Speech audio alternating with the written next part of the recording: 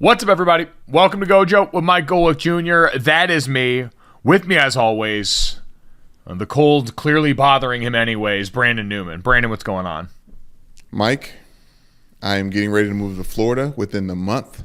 Couldn't happen at a sooner and better time. It's getting way too cold to be in this garage.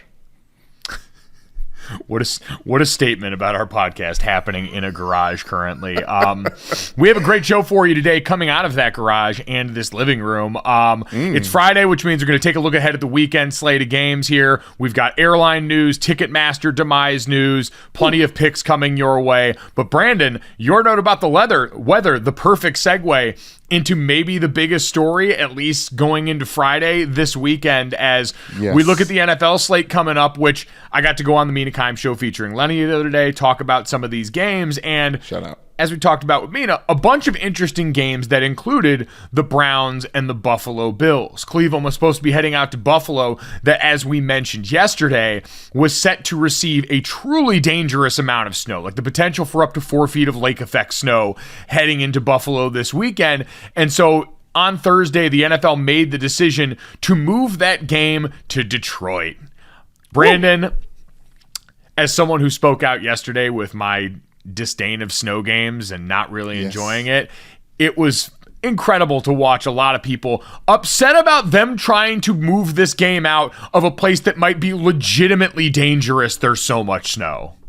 I hear it, Mike, but I think a lot of people are thinking that's their danger for us to kind of watch and surmise and enjoy as entertainment. It's like, oh, are y'all going to move them to the damn dome? Like these are two teams that home fields are on grass. Like this is enough of a obstacle in itself.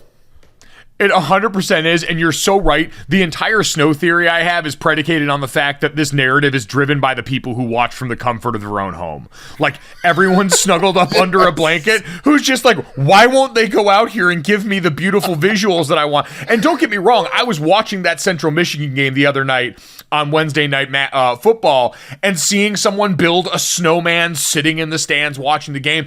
It's all great theater from Snowman here. Boyfriend. Like, yeah, watch out for Snowman Boyfriend, by the way. That motherfucker cold. Hey, Mr. Steel Girl, his nickname. Go ahead, though. Brian McCarthy, the NFL's does PR for the NFL, put out the statement that said, due to public safety concerns and out of an abundance of caution in light of the ongoing weather emergency in Western New York, the game will be played at Ford Field. Now, Brandon, the best part of this game being moved to Ford Field, outside of getting to potentially see, I don't know, the actual offensive game plans executed in this game, is the fact that according to Tony Grassi, who writes over at covering the Browns, and works at 850 ESPN in Cleveland, there is an indoor carnival in Ford Field on Friday that now has to be dismantled for Browns Bills to happen on Sunday. No, that's not right. That's not right, because them kids bought them carnival tickets, Mike, just the same way as plenty of bettors, I imagine, around DK Nation bet the under for this game. So are they going to switch the line, switch the bet, like switch the as I found out, and I will have to check and see if this is true for DraftKings, but I'd assume it is. Most places do void the bet once location is moved for a game, because there is so much that changes here for this game. And as we look at this one now, currently, Brandon, the line for this game sitting at Bills minus 8.5, the over/under 48.5 right now. So I think that's gone up a little bit from the beginning of the week. But yeah, points expected to be on display in this game, Brandon, now that the track is going to be dry and nice inside. Yes, Mike, I am a little bit upset still about the carnival. All my Detroit people, 313, F Free World. Yeah. I'm unfortunately, I'm upset about that for them, but they can go to Belle Isle and get down the slide. But this game, though, Mike, turf toe. Like, I think there's a little bit of disrespect, because Nick Chubb with a roof, like Nick Chubb in a mall, I think he might run all over that. I think, the Bills are made to stop the pass, which obviously Jacoby Brissett does plenty of, and he's definitely a formidable passer. But Nick Chubb, what y'all gonna do about that? Yeah, so this game becomes really interesting when you look at the on the ground portion of it, because with Buffalo, we don't think of them as a rushing team, and yet their opportunity in this game is going up against a Brown rush defense that's one of the worst in football. Now, they might be getting Jeremiah Owusu-Koramoah back at linebacker, but in general, Anthony Walker Jr. had already been on, I believe, injured reserve. Jacob Phillips had been on injured reserve. Wu was out last week. Like, you couple that with the way that their defense is just structured up front, right? Big wide 9 techniques. You put Clowney and Myles Garrett out there and try and get them edges against pass rushing situations, but in rundowns leaves you completely vulnerable. So I'd be interested for a Buffalo team that traded for Nyheim Hines at before the trade deadline. That, that already has Devin Singletary and that has a quarterback that runs as Josh Allen does. This seems like a game where you could and should have plenty of opportunities to go and burn them right up the middle of that defense if you're ever going to use that part of your offense this year. Yeah, we'll see if they have any QB draws mapped out for Josh Allen on third down. Yeah, it seems like it would be the perfect storm for it. And you mentioned on the other side, Brandon, I think for Buffalo defensively, we did see like Ed Oliver, those guys in the middle, very capable. Greg Rousseau being out for them does hurt them in the run defense portion of things as well. And I think for Cleveland offensively, the biggest issue, like we saw the Vikings take advantage of some big plays against a Buffalo secondary that's banged up. Jordan Poyer may be back in that secondary, but you might lose Tremaine Edmonds, who's been banged up this week in the linebacker room. So kind of unsure how that evens out, but like you look at what this Cleveland offense is able to do, and it's almost strictly run the ball, right? You've got an offensive line that's very good, but a passing attack that, as far as downfield options, is basically just Amari Cooper. Like Donovan Peoples-Jones is a good receiver. Like there are other good receivers on that offense, but it's not one that you think of for big plays. They're 15th in percentage of their offense that goes for completions of 20 or more yards down the field. And Jacoby Brissett, despite having an offensive line that gives him time, take sacks at a higher rate than you would expect. They are third in pass block win rate up front, so their offensive line holding blocks for at least 2.5 seconds, but they are 15th in sack percentage. So one of those things doesn't add up, right? You got a quarterback that's just patting the ball for a little bit too long, and maybe receivers that aren't getting as open downfield. True. I do think that he probably drops a little bit too deep in the pocket too, where he runs right into the 9 technique, as you mentioned, lap. Obviously you're talking about the Browns, but yeah, there's something about Jacoby Brissett that's like, there's something about the decision making from the snap to him throwing the ball that makes sense of like why he's always been a backup. Yeah, and again, like he's been a very good backup, and as we're getting to now, Deshaun Watson being back in the building and starting to practice and all those things as that 11-week suspension is going to come to an end, Jacoby Brissett has, he's done exactly what we've seen Jacoby Brissett do over long sample sizes, which be able to man the helm, but if you leave him in there too long, eventually things are going to get kind of dicey. So this is a game that, especially now that it's on a dry track, I think tilts overwhelmingly in Buffalo's favor. But as we mentioned, who knows? There is an illness going around the Buffalo Bills locker room, which had some guys out of practice this week. So something to keep an eye on there. But in general, I lean pretty overwhelmingly in favor of Buffalo here. I don't know, Mike. They should be sick that they leading rusher is Josh Allen. No, I really do think that's an issue that will show itself in November. And, look what time it is. Imagine that. Brandon, outside of snowfall driving them out of Orchard Park, I'd say looking up elsewhere going into this weekend, Cowboys and Vikings has been such an interesting thing to try and get our arms around because the line for this one jumped out and smelled like shit to everyone who saw it, right? The Vikings, who have one loss on the season, coming off of their signature win so far of 2022, are 1.5-point dogs at home to the Dallas Cowboys. Okay. No, before you get into your expert analyst about, that's not the right word, about this game specifically, I think it may be just them preparing for a trap game for the Vikings. Anticipating the trap being set for them? Why? What are they looking ahead to? Or is it coming down off that Buffalo win? Yes, coming down off the game of the game of the year, them being the team that should have lost. Like I think they probably, I don't know, but it seems realistic that they can see the Cowboys and be like, all right, y'all just lost to the lowly Packers. Like, we don't really have to worry about you. We are actually a good football team. No, listen, I think from like an emotional standpoint for both teams, you can probably sell some of that, right? Cowboys coming off that loss, absolutely jilted, got punched in the mouth up front on defense in a way that, this is a former defensive lineman. Like, I always think of when we have these conversations about running the ball versus passing the ball, I think of the Joker in The Dark Knight talking about how he uses a knife because it's more personal. Like, running the football is the NFL version of that. It hurts a little more because it's so deeply tied to your pride as a football player. Yes, I was going to say it's demoralizing physically and mentally to just be dominated, because it's like, okay, even if I make my matchup, the guy next to me, and then our back end, and even all safety nets have been cut, and it seems like we can't stop this nosebleed. No, exactly. And I think it's one of those things, too. You go coming into this game, it's like, all right, the Minnesota Vikings, a team that very much, while they are Justin Jefferson and company on offense, Dalvin Cook is very much near the top of that pile as well. Their offensive line can run the ball very well in that stretch zone scheme.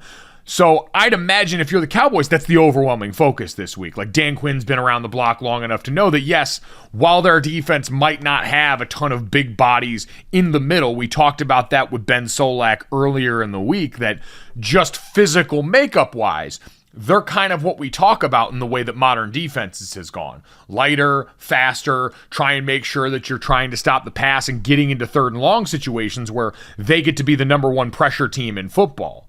And so I think for them, there's just, whether it's just committing more guys down to the box, like we'll get to the Eagles moves. They decided to solve their run game problems with personnel moves. For the Cowboys, it seems like you may have to solve that defensive structure by just getting more bodies into the box and saying, hey man, Justin Jefferson's probably going to get his no matter what. Like, that's just something you've got to kind of come to terms with if you're them. But if you're the Cowboys and you just sell out on early downs, trying to make sure you can get them into something resembling a third and longer down and distance, then you're at least playing to your strength. I'll be very curious to watch where they put Micah Parsons this week, because last week, whatever they thought of that game plan of, hey, how the Packers want to attack us, we'll put Micah back at off ball, we'll have him play more linebacker than we've seen most all of the season.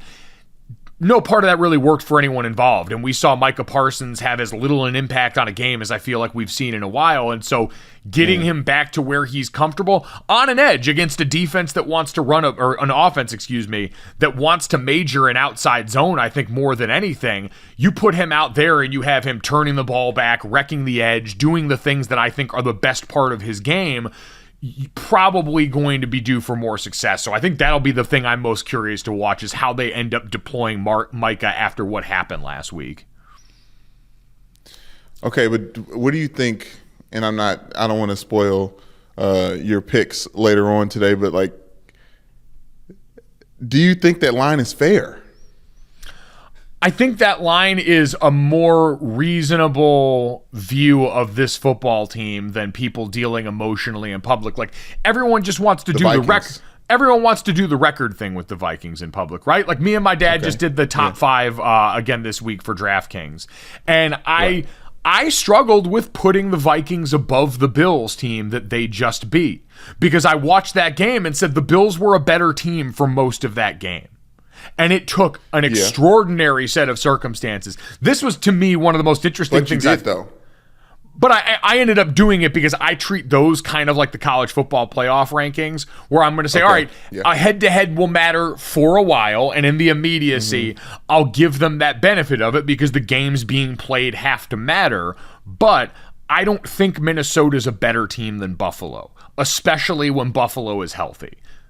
Again, that's all part of football. Minnesota's dinged up too, all those things. But I thought this from the folks at Football Outsiders was really instructive, Brandon, because you remember, like, we'd always hear about hidden yardage. Like, I remember so distinctly in college practice when we would be jogging from one end of the field to the other for a drill, hearing Tyler Stockton, now a defensive coordinator for Ball State, screaming out hidden yardage, because it was that stuff that adds up that isn't in the body of a period in practice. And they always talk about that in games. I always thought that was just code for special teams yards, and because people don't value special teams as much. Oh, and penalties. I'll just tell you how I think of it as well. It's special teams yards and the penalties.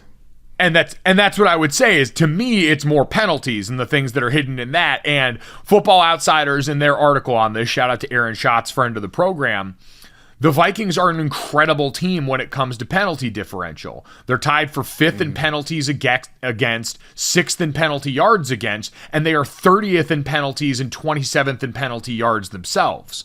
So, and listen, I understand that from the outside, we do tend to also say some of that is coaching, right? When teams are doing bad and highly penalized, we did that with Mike McCarthy's Cowboys, where we said, hey, that part of that's on you. We're doing that with Nick Saban's Alabama team in college this year. So I'll give Kevin O'Connell that credit, but also say that that's probably not something sustainable. Them falling on 4 fumbles the way that they did in the Buffalo game, probably not sustainable, right? When you look at the things that are a little bit more predictive, they tended to skew in favor of Buffalo. Yeah, but I hear you on that, but the takeaways is a very important differential that everyone can understand, right? And it's if you have more, and if you're looking at the stat sheet going into a game, and this team has a very high turnover differential, then you know that they have a nose for the ball. Like, and you can go back to Charles Tillman, who just punched the ball out. Like, there's that science, talking about going back to football practice, there's that science for a defense that if you're going for a strip or if you're going for a turnover, then you're probably not that good of a tackling team, right? You can only really focus on one or the other. I feel like it's easy to say that the Vikings really do have a nose for the ball. And getting the ball turned over. Part of that is practiced, and part of that is the approach. It's one of the biggest differences, I think, from college to the NFL, is you see guys that are so clearly coached every day to go and hunt the football the way that NFL defenders do. At the same time, it's been borne out that turnover luck is sort of a real thing. We saw that bite the Eagles in the ass the other night. Only turning the ball over 3 times through your first 8 games isn't a sustainable pace for this. Football's just too chaotic. And so, yeah, you look at this game, as far as turnover margin, Minnesota and Dallas are both top 5 in the NFL. Like, Philadelphia was overwhelmingly out in front of all this, but these are both teams that are top 5 in turnover, and so eventually you think regression might come there. And that's all I'm saying is I think this line is a reflection of understanding, not devaluing the fact that the Vikings find a way to win, but also looking at the things that go into it and say, all right, what are things that we can count on going forward, and what are things that we can't? And I think one thing you can count on is the Cowboys imploding. And their curse, is it Jaron? Curse already said Justin Jefferson's the best wide receiver in the NFL. I think that's a little, talking about bulletin board material, that feels a little bit too complimentary. Well, I mean, who knows? Maybe it's one of those things where you play little mind games with Trevon Diggs and the guys in those secondaries for Dallas. A little self-bulletin board material there. Chestnut checkers, Brandon. You see what I'm saying? Yeah. I mean, you can keep Justin Jefferson out of the end zone and he'll still hurt you, but you can keep him out of the end zone. You absolutely can. Listen, I think bottom line, again, Justin Jefferson's so good. On any given weekend, I count on him getting his. I think for the Cowboys, it's going to end up being far more important what the Dalvin Cook performance you get in this game is, and that's going to be a direct reflection of what do they do structurally to try and go and help themselves against that rush game there. And that goes to the offense on the other side too, right? Like, you can't have a Dak turnover game like we had the last game. Yeah, no. I mean, that's one of the reasons why the Cowboys can't evolve. It's not Dak specifically, but it happens, and it happens when it can't happen. Well, and this is going to be like one of those huge narrative games for the way that people outside talk about this, because Dak's 2-2 as a starter since he's returned, and you're hearing all this conversation about his numbers compared to Cooper Rush's numbers and the things that go along with that.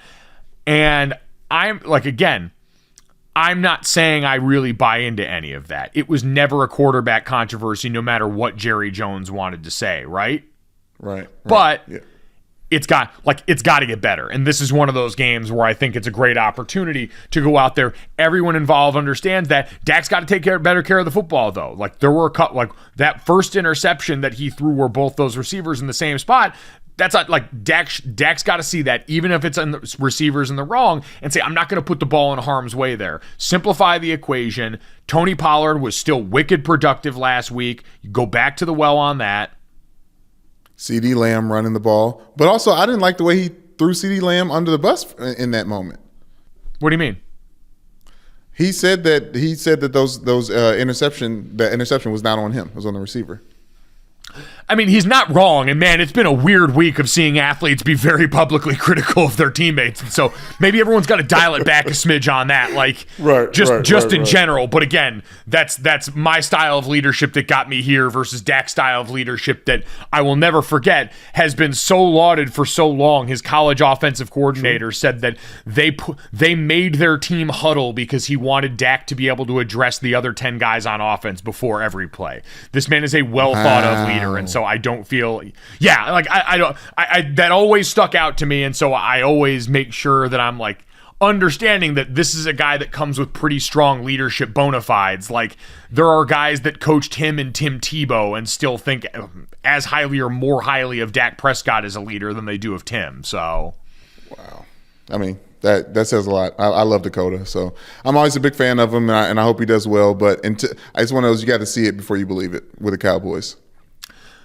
I think I believe it with the Cowboys in this game. Like, I think everything about last week is a reminder to pull back the reins. And maybe Kellen Moore needs that reminder as much as anyone else, right? All we asked when Cooper Rush was in was call this same offense. Let's try and keep it the same way when Dak Prescott comes back. Lean on that ground game, understand what you've got there, and make that the focal point of your team, which then helps out the defense on the other side. Like they're a team that has to live overwhelmingly in complementary football. It's got to be about how everyone responds, because outside of that pass rush, and that pass rush is still an overwhelming weapon, but the run defense clearly at a point where it needs a little help, and that help had been in the form of a ground game that was, a 200-200 group the entire season thus far. So we've got that in the world of NFL football, Brandon. We'll get to some picks as well in a little bit here, but we've also got college football this weekend, and wanted to just give a kind of a shout out highlight to the Pac-12 because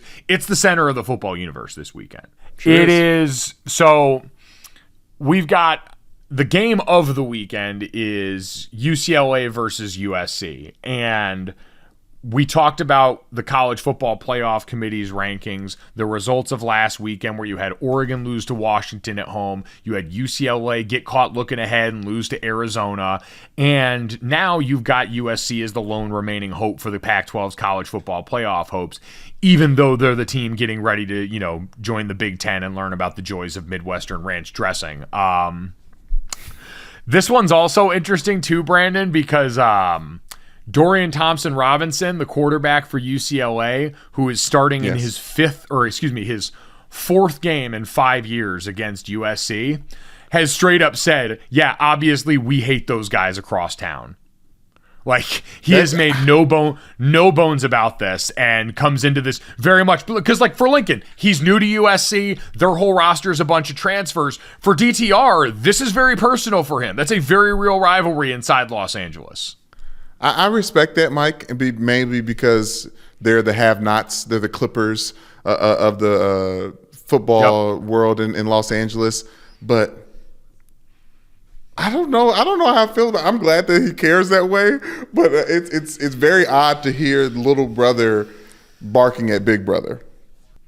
Well, I think it's one of those things, Brandon. It's kind of, I would rather you have an attitude like that walking into this game right now. True. He did go out and say that when USC beat UCLA at the Rose Bowl last season, he said that players from USC cursed at them, flipped them off, and he wants to hang like 60 on them this week, which they did last year. He had 6 touchdowns in the game last year. Like, DTR was that dude. So, Brandon, I look at this one. What? Okay. No, I was about. We're getting to it. I was about to. You're setting up what I was going to ask you, because I was just saying you would agree though that USC is the better team here. I mean, I think they're very similar teams, right? In the fact that they both don't stop much of anything on defense, and they both have really high-powered offenses. DTR and UCLA just happen to be the high-powered ground offense, and USC is the one that hurts you through the air. Okay, yeah. I feel like it's clear that USC is a little bit more talented. Well, they're definitely more talented, but like I want to see USC slow down this rushing attack that really, like, I know hasn't been maybe as locked and loaded in the last few weeks, but also, I don't know, man. A part of me just feels like this might be UCLA's time to shine. Okay. I want chaos. And obviously USC and UCLA are on their way out. Wait a minute, has that changed? Is UCLA staying? No. So I know that there's been some talk about like the larger structures for the California state system trying to potentially change the possibility on that because UCLA is technically part of the Cal State system. And so There was thoughts at the beginning and confusion at the beginning on what they would actually be allowed to do when it comes to leaving while the rest of the Cal State school system doesn't benefit from that. UCLA's 2-point favorites in this game, Brandon, and we'll get to it in the picks, but I kind of am liking the 2 on this one. I kind of like UCLA in this play. I mean, there's going to be a shit ton of points. The number in this game is 76, which has been on brand for this rivalry traditionally. I don't think I'm that rich. Like, that's a wild number, and just, I don't think you can play the over in that. But I don't know, man. There's something about the way that Chip Kelly has rebuilt this UCLA team in the last 2 years and the image that they've done it with, and seeing them buzz through a team like Washington earlier this year, and just kind of makes me wonder, all right, like USC, better along the line of scrimmage than we've seen. Caleb Williams is a Heisman contender. Jordan Addison, all these, I get it. Like, everyone's going to get theirs in scoring, but man, again, maybe I'm just reacting to I like a pissed off quarterback going out here at the helm of a really fun zone read offense. Mike, I'm thirsty for the narrative play, and I think I need as an alum from Notre Dame. I play football for Notre Dame. I don't know if you knew this.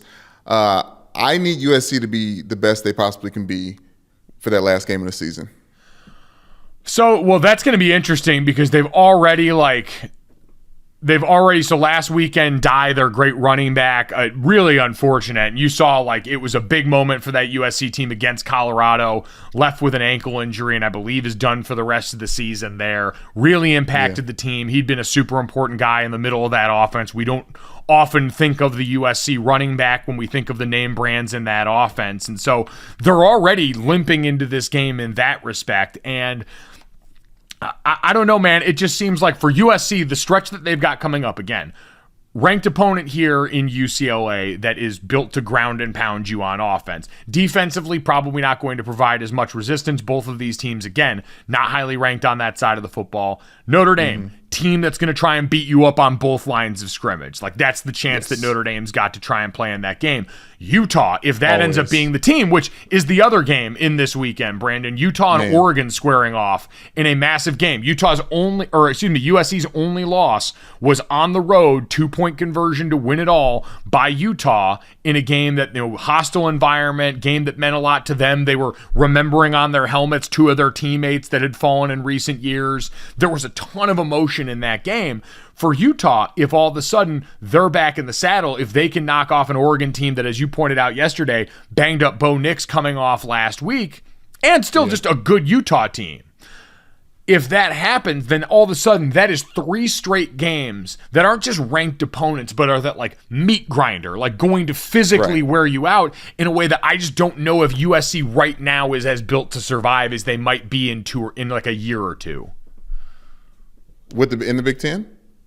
Well, that too is going to be interesting in its own right. I mean, seeing those kind of athletes on the field in the Big Ten that we haven't outside of Ohio State that we don't often get, skill athletes of that caliber in that conference. You can maybe point to Penn State and some of the receivers they've had in recent years, but as far as having a quarterback that can do that same thing, it's been a little while since Trace McSorley was at the helm. Right. Well, that's why I think that you talked about the similarities between USC and UCLA. I was like, I kind of feel like this is kind of a product of being in the same conference as well, and like the monkey see, monkey do nature that happens when it comes to like trying to be competitive and win these football games. That's why I'm more interested, as you talk about moving down the line, because Utah is the best at this out of everyone in the Pac-12 right now. But I'm interested in how USC fares once they, line up against the Penn States of the world? I think USC's gonna be fine. Like they're not the one I worry about. I think it's fine. I just like the hybrid, the mix of it. I'm interested in seeing the football blending. Gotcha. Yeah, the Oregon-Utah game, I had Oregon week 1. I haven't watched enough of them really since that USC game to feel like I've got an accurate read on that game. I do think pretty highly of the Ducks. I love what they've done in that offense with Bo Nix, but they've got a couple of people banged up at the center of that. We mentioned Bo Nix injured on the last drive of that game. Alex Forsythe, their center, I think was a little banged up on an offensive line that didn't give up a sack through like the first half and change of this season. Friend of this podcast. Yeah, friend of the podcast, Alex Forsythe. So, yeah, all of those things. That one's a little harder to call for me, but again, the result of that, really important because those are the teams sitting right behind USC in the conference championship race that are in the race to try and figure out who's going to face them should USC get out of this thing alive this weekend. So, a lot at stake. Like, again, as we look at the college football playoff rankings, we got this last week. USC's already got their work cut out for them because they're behind 2-loss LSU. Yes. Can I give you a quick rumor mill talk? Please. Apparently, there is a plane from Auburn heading to Ole Miss, possibly to pick up some head coach. And I'm only talking about that because Western Kentucky plays Auburn this week, and I think that could be a really good way for Auburn to finalize this season for them is to get beat by a best of the rest team in Western Kentucky. God, I mean, we knew he was going to be one of the names that they were going after for that job. Whew. We haven't said the name yet, but.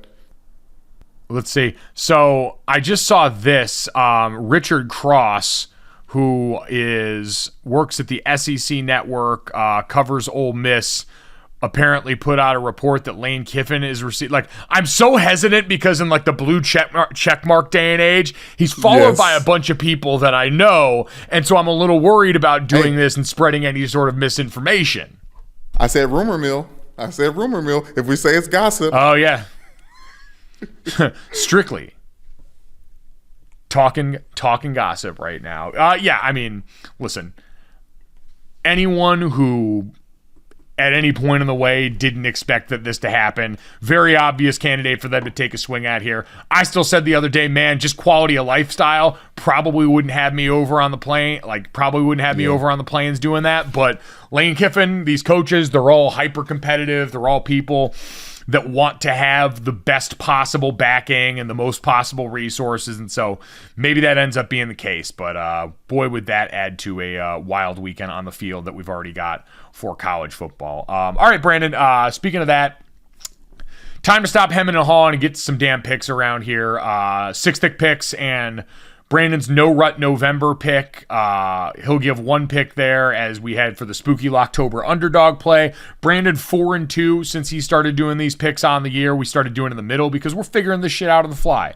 I've been doing 3 college, 3 pro since the beginning of the season. Again, we're not great right now, 25, 38, and 3. We're trying to climb out of that hole. College football this weekend, TCU minus 2.5 versus Baylor. I know Baylor is not 28 points worse than Kansas State like we saw last weekend. I covered that game. There's a better team that showed up on tape pretty consistently for Baylor. It just was one of those games where things snowballed pretty quick. That being said, I think TCU passed a pretty stiff test last week, and they can smell what's in front of them right now. They got it laid out. I think they can win out here and have a path to the college football playoff, and this seems like a mature enough team to be able to handle that. I'll take TCU minus 2.5 in that game.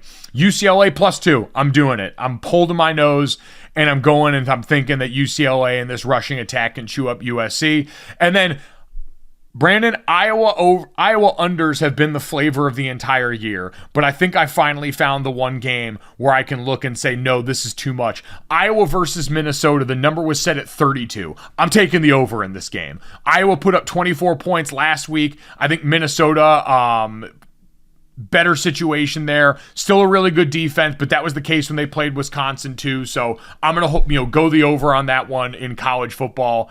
NFL, Dallas minus 1.5 versus Minnesota. Vegas seems to know something. I'm going to follow them. I'll take, speaking of Vegas, the Raiders +2 versus Denver.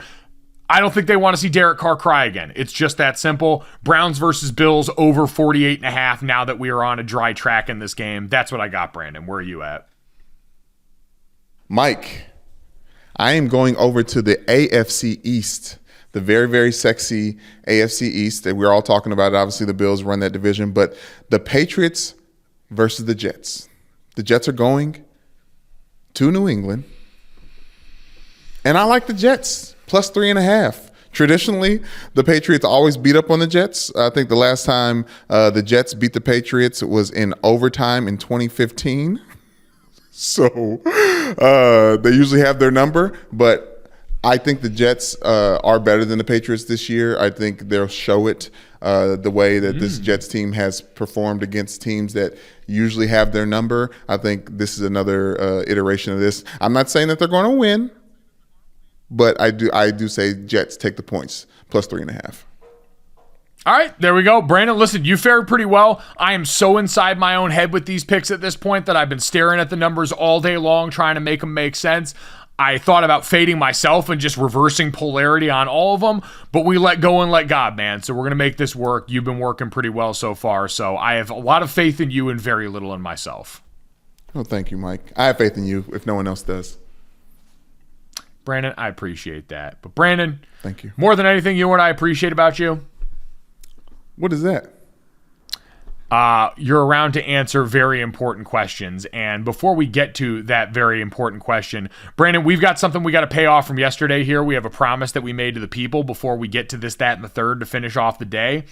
Yes. Brandon, we had yesterday hit God's internet, and since been deleted, by the way, a notorious member of Minnesota Vikings Twitter release a list of the quarterbacks in the NFL ranked according to handsomeness by his quote-unquote girlfriend that skewed impossibly white in a way that was a massive dog whistle to everyone on the internet that we all looked at with a side eye, especially from the fact that we led off that list. And for anyone that missed it, that list had Kirk Cousins at number 1, Mac Jones at number 3, Daniel Jones at 8, Carson Wentz at 10, Jimmy Garoppolo not showing up all the way at 11 because apparently he was too tan to be inside that top 10 based on the way that this list was structured, and every single quarterback of color starting from 22 on down to the last at 32, Brandon. So you and I talked about, had a lot of criticism for this list,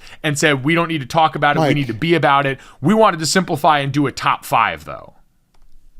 Yes, Mike, but also, how did that person, amongst putting that list together, they put it on the internet, not see what we saw and help their alleged girlfriend out? Or maybe this is just content. Maybe this is just like manufactured, like the Powerpuff Girls. You just sugar and spice and everything nice and have something to talk about.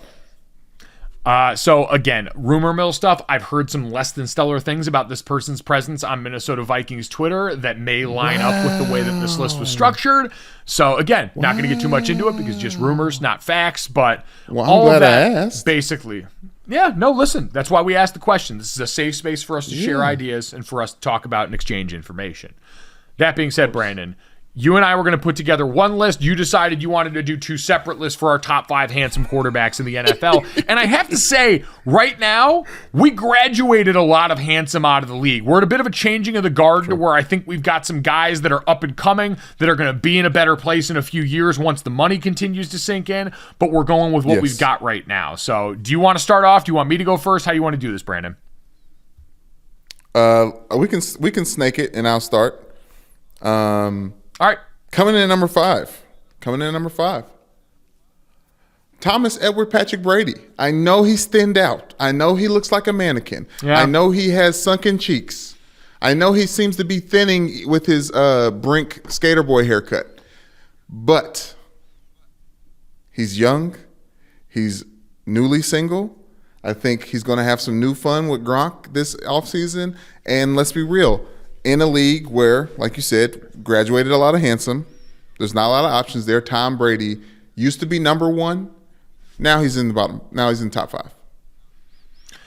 Yeah, Brandon, I had him in the same spot, and I know I said when that list came out, they had Ryan Tannehill at 5, and I said he was properly ranked. I had to really check myself there and understand that while Ryan Tannehill, to me, is a top 8 still, he's probably just on the outside of this looking in if we were going to do this college football playoff style.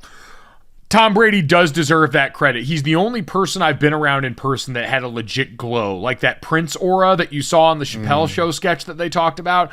Brady had that. Legitimately one of the most handsome people I've ever seen in person. So, yeah, he's number 5 on my list, too. Okay, awesome. I won't spend as much time on my next one because we haven't really got to see him play quarterback. But me, my likes, my skills, what I appreciate in a man, I think Trey Lance is number 4. Yeah, Brandon, you said this to me, and I don't think I fully understand it. Again, I think there's potential there. I think we're a few years away. I don't know. I don't know if he's that handsome right now. These guys are so young. Okay. I mean, I hear you. But he's the only one.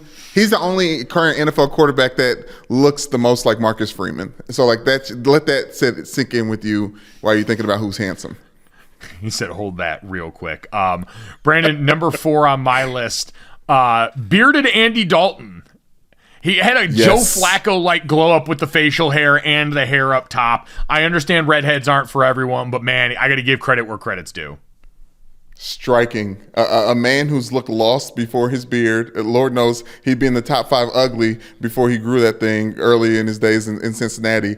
And respect's due. He's rustic. He looks weathered to the T. Yes, he does. He looks like he'd be scraping barnacles off the side of his ship if he wasn't playing quarterback in the NFL. Shouts out to Shane Falco, excuse me, from the replacements. Coming in number 3, Mike. I think I have to do Zach Wilson. I think I have to do Zach Wilson here. Interesting. And it's the exact opposite. We're talking about facial hair, but like here's my one take for him and how handsome he is. If he has a wig on, he may be a beautiful woman.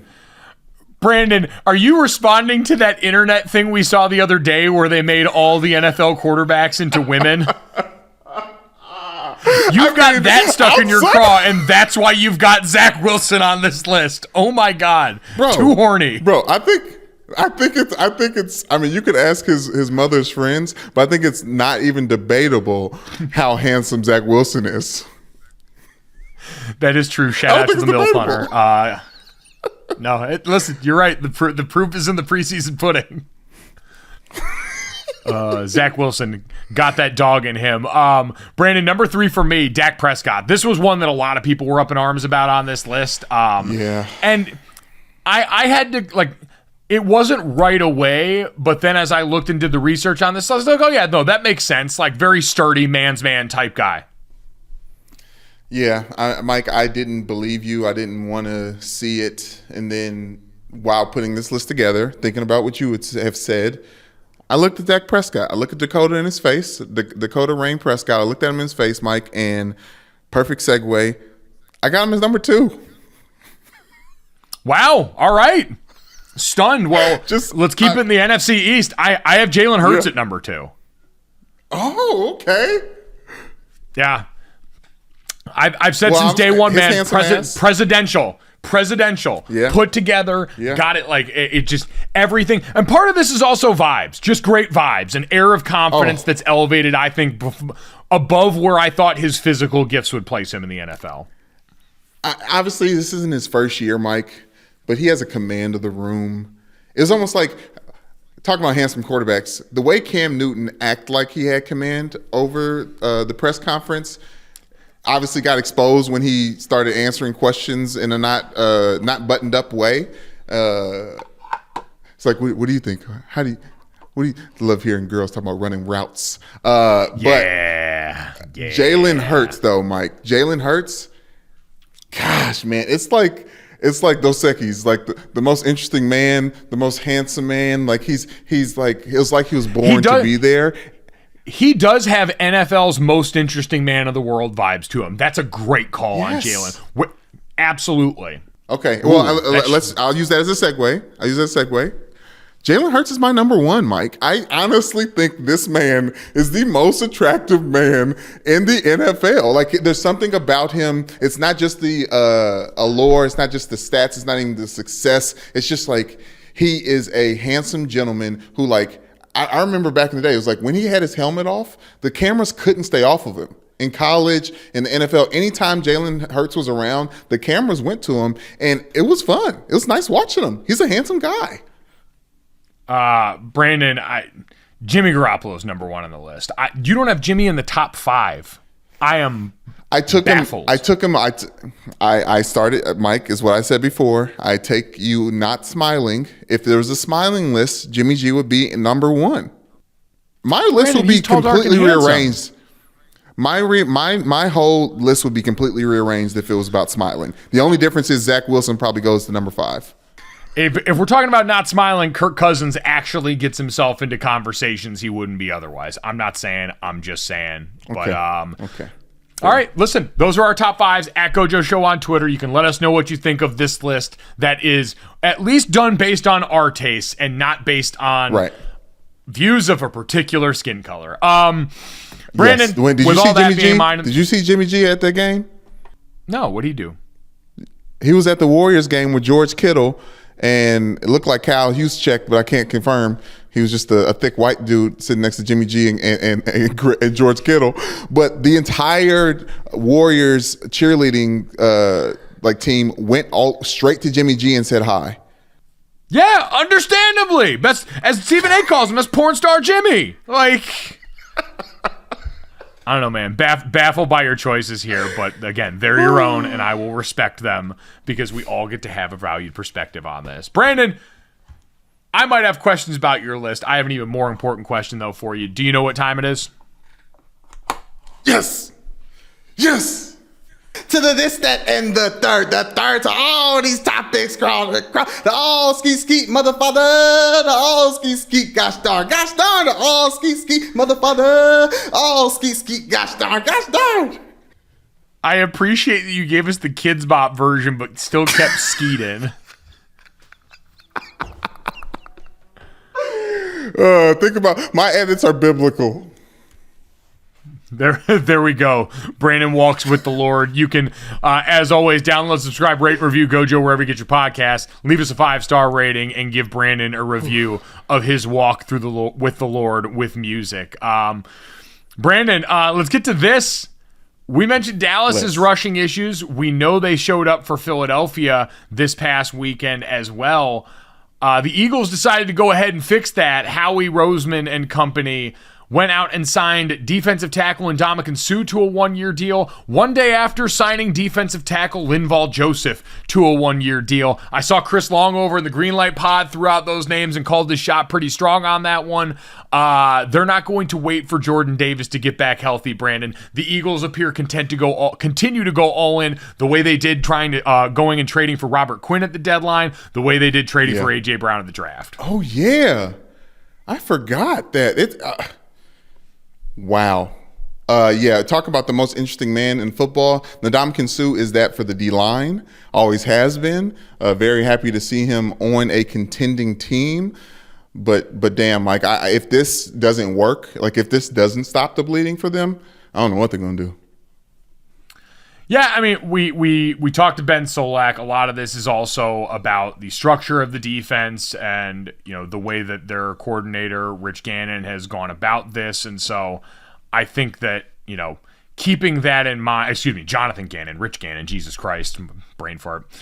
Jonathan Gannon has gone about doing things structurally on that defense against the run. But again, if you're an Eagles fan, while I'm sure you've been frustrated about the lack of rush defense and the missing of Jordan Davis, got to continue to applaud your team for going out there and doing whatever is possible at any given moment to try and make this thing work over the course of the season. True. Brandon, speaking of things not working, let's get to that. That was an announcement that came yesterday from Ticketmaster. You guys have heard me complain, like a lot of other people on the internet, about what's gone on with the Taylor Swift Eras Tour ticket sales through Ticketmaster. And the announcement came down yesterday that due to extraordinarily high demand on ticket systems and insufficient remaining ticket inventory to meet that demand, the public on sale for Taylor Swift Eras Tour that was supposed to happen on Friday has been canceled. Now, Brandon, in the last few days, as this has all gone on, everyone has rightly pointed out, plenty of people, that Ticketmaster has a monopoly on this, that their merger with Live Nation should have never been allowed, that they don't have to really do anything they don't want to do, because like when we talk about Jimbo Fisher at Texas A&M, they've got basically complete control over this, although theirs was done from a monopoly. Jimbo Fisher's was done because Texas A&M gave him a shit ton of money. Either way, what happened next was and I want to get his title right here. Good luck. Yeah, no, it's a battle right now. So we had some guy named Greg, who I think is the CEO of Ticketmaster, was on the news talking about what had gone wrong with all this and the difficulty in trying to go about this, and actually had the nerve to out in public say, well, Taylor Swift, she hasn't gone on tour in like 3 or 4 years. There's been 3 or 4 albums. And so with all this demand, essentially tried to blame Taylor Swift for not going on tour, for the reason being that why this all happened. Wow. And that's probably, unfortunately, just something he heard somewhere in the master quarters of the ticketing castle. You know what I mean? Like, that doesn't even sound like rhetoric from this man. He unfortunately didn't realize he was throwing shade on Taylor, and it's going to fall back negatively on him. Well, Brandon, I don't know if he realized it or not. He had the kind of smirk on his face during this that, I don't know, reeked of someone who understands that they're pretty unassailable at this point where Ticketmaster is. I just wonder if Taylor Swift fans, and maybe Taylor herself, depending, we haven't heard from her in this process.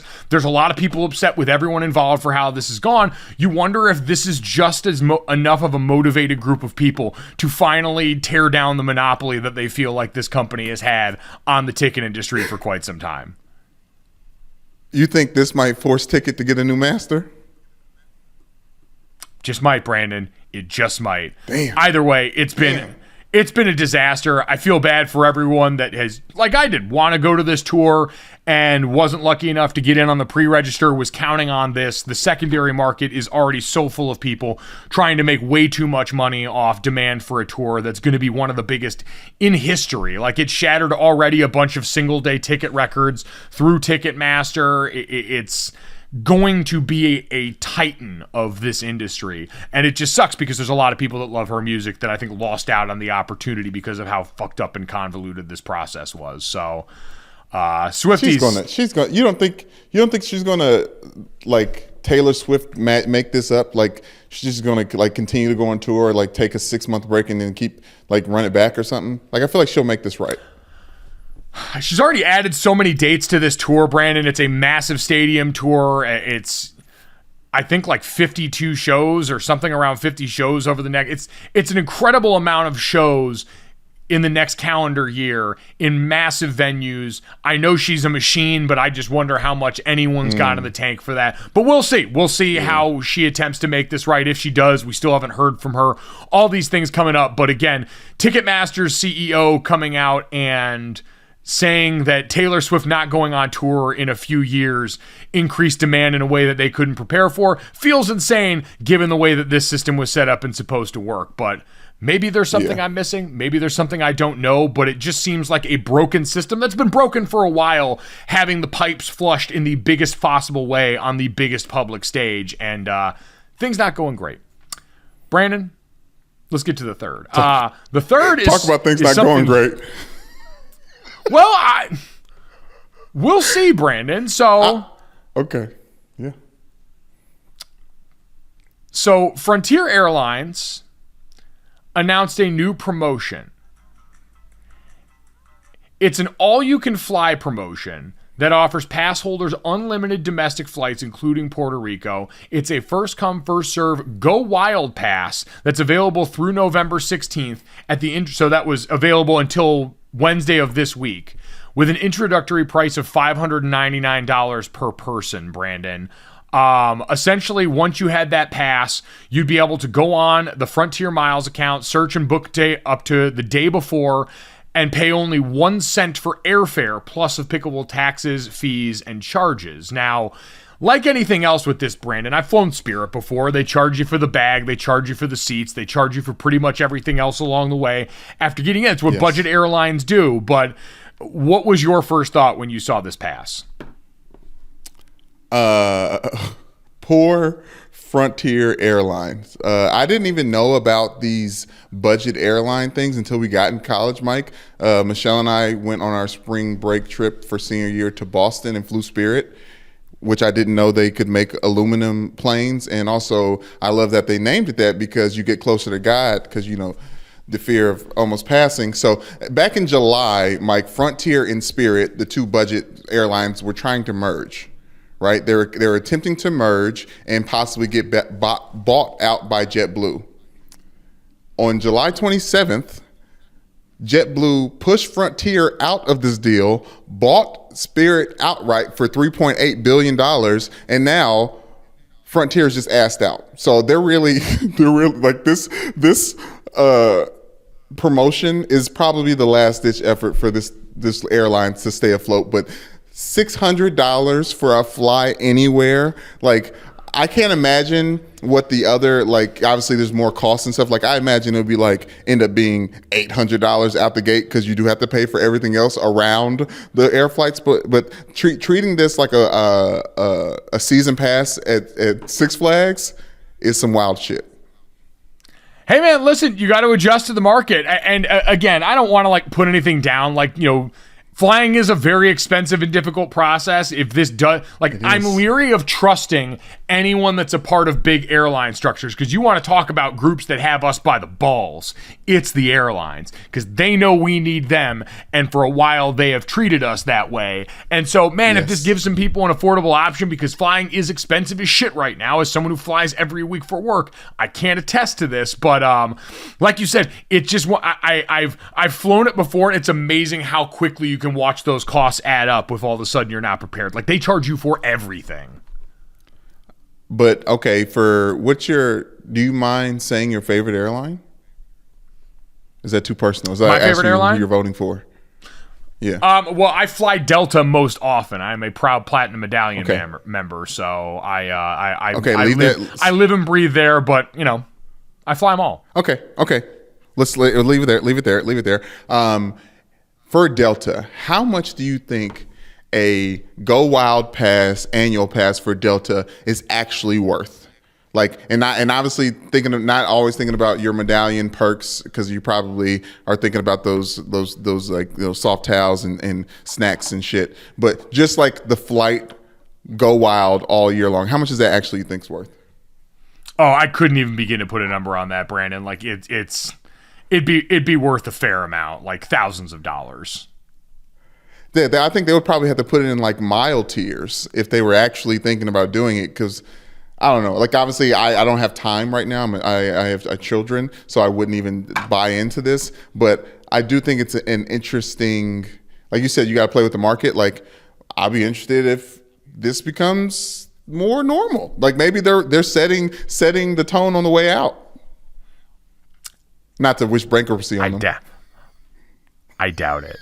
But good luck to everyone involved here. As always, we appreciate you flying with us here on the GoJo Show. If you enjoyed it, make sure you download, subscribe, rate, and review wherever you get your podcasts. Leave us a 5-star rating. Leave us a review. Check us out on the DraftKings YouTube channel as well, under the GoJo with Mike Golick Jr. tab on there. Thanks so much. Enjoy the football weekend. Stay safe. We'll talk to you Monday.